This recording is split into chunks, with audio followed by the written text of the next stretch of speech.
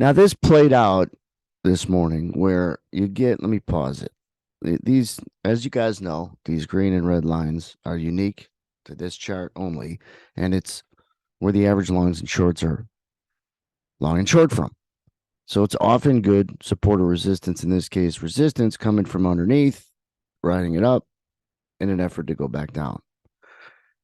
If you get short too early for any reason and you have to deal with this, it's hard to stay short, even if it eventually goes down, because you have all this indecision that's going to get you to question the position.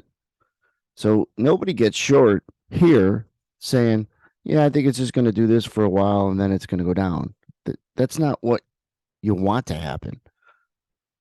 And so we're always working on better moments, better timing to define what the proper definition of a good location to enter a trade. And that is the closest to price going in the direction you thought it was going to go, even if it's just a little, because now you're trading with the house's money, so to speak. When you're in an open position, that's your way, versus if you're short from here and price is up here.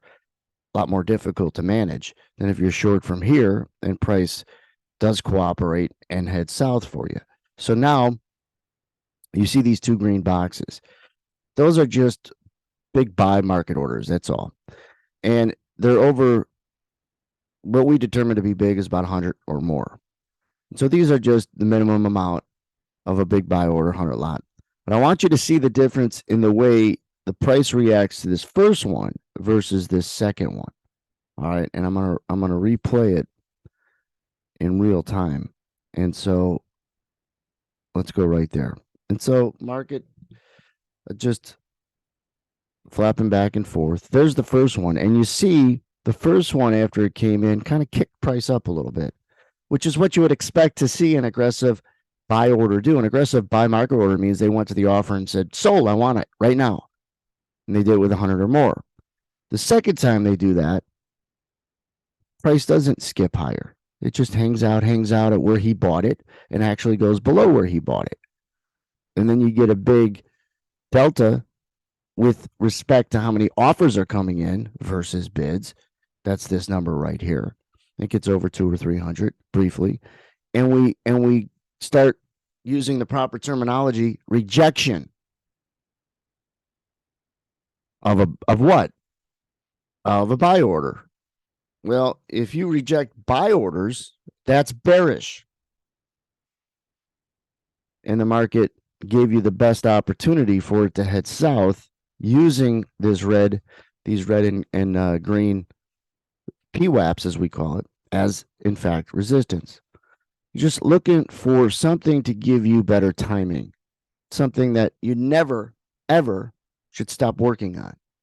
Knowing direction is important, but knowing when that direction is, the closest to when that direction is going to happen is more important.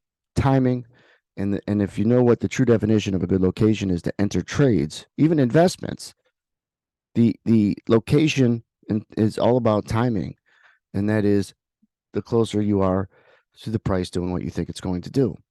So this was a rejection, especially of this second order down here. It was a big buy order, and price didn't kick up and kind of went below it pretty quickly. It's not anyone telling you, hey, dumbass, you should be short. It's just getting you to scratch your head for reasons that are objective instead of what you feel.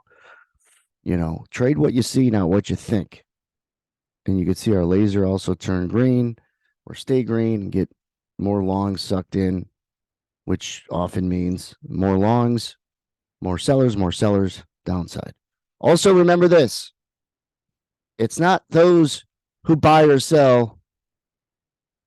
More so, it's those who want to buy or sell that moves price.